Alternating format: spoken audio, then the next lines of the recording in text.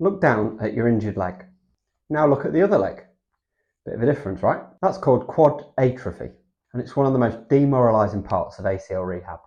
Today I'm going to explain why this happens and give you 3 things you need to know to fix it. Here's what nobody tells you. You can lose 20 to 30% of your quad size in the first few weeks of your recovery. That's a lot.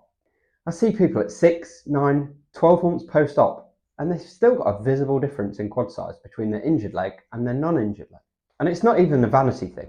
A weak quad leads to poor stability, different movement patterns, and a higher risk of re-injury, which is already high. One patient told me his surgeon was happy with absolutely everything, apart from the fact he was 6 months post-op and did not be able to get those quad sizes at a similar stage. So why does this happen? Our brains are really clever. In fact, a little bit too clever.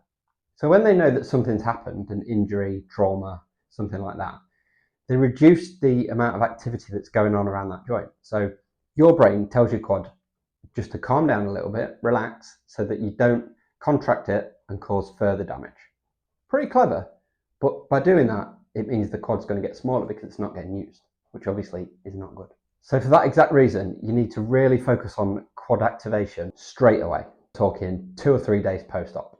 That can be through active contractions or using a device like a Compex to send electrical stimulation in there just to get the muscles going a little bit, to reduce atrophy and to get started with the muscle growth again. This can be something as simple as laying in bed, tensing your quad, pushing your knee down into the bed as much as you can, obviously with the limited range of movement that you've got. That will help extension and it'll also help get those quad fibers firing. It feels like nothing. If you compare that to squatting your body weight, running 100 meters, jumping off a box, it is nothing, but it's getting things moving and it's getting your quad firing, and that's what we need at this point. Remember, it's a marathon, not a sprint. But remember, as you progress, the exercises you do are going to have to progress too. Your quad isn't going to get stronger and it's not going to get bigger by doing easy exercises just because they're comfortable. You need to find that point between challenging but not painful, and that's where the magic happens. Yes, we start with the basics, but then it's important to, as soon as we can safely progress them, we do so. So if you get to 3 months and you're still tensing your quad, pushing your knee into the bed, then you're going to be behind. As soon as it's safe to load, we're going to have to load. But that's really important when it's safe to do so. So you need to be following strict guidance, meeting criteria that explains simply and absolutely that you're safe to do that. Your quad isn't one muscle. As the name suggests, it's 4 muscles. There's the vastus lateralis. This is on the outside. There's the vastus medialis on the inside, commonly known as the VMO, which is the teardrop muscle on the inside of your kneecap, a really important muscle when it comes to knee stability and patella movement. The rectus femoris, which is maybe one that you've heard more than the others, and that's down the middle. And then the vastus intermedius, which is a deeper one of the 4 muscles. Most people develop a bit of an imbalance. The outside quad muscle gets strong, and the inside, the VMO, typically is the one that falls behind. And as I said, this has a bit of an impact on your kneecap tracking, your patella, which can cause knee pain at the front of your knee, which is a really common hurdle that people going through ACL rehab stumble upon. VMO-specific exercises are really important during your rehabilitation. Things like terminal knee extensions, step-ups, split squats, things like that. All things that are covered in my program. And if that's something that you feel like would benefit you, go to the link in the description below and you can join the school community and the programs within that.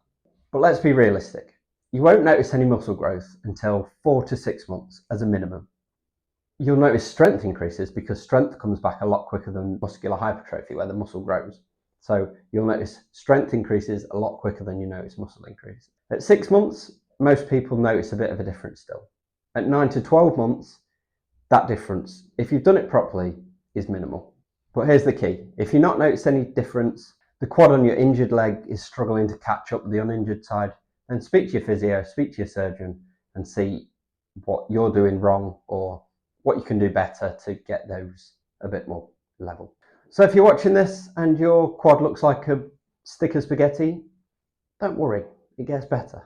The key is you're following a rehab program that's structured and suitable for you, and you stick to that to the end. Don't give up, don't get disheartened. It will feel like you're not making any progress, but you are. The key takeaway, if you're early in your rehab, is to get that quad going as early as possible. but make sure it's done safely. If you're currently recovering from an ACL injury, let me know below how far into your rehab you are. And if you want to know how it's going, I've got a diagnostic quiz that asks you a few questions about your symptoms and your recovery so far, and gives you a bit of an output, an audit on your recovery and some next steps to help you progress as well as you can. And you can find a link to that in the description below. Thanks for watching. Peace.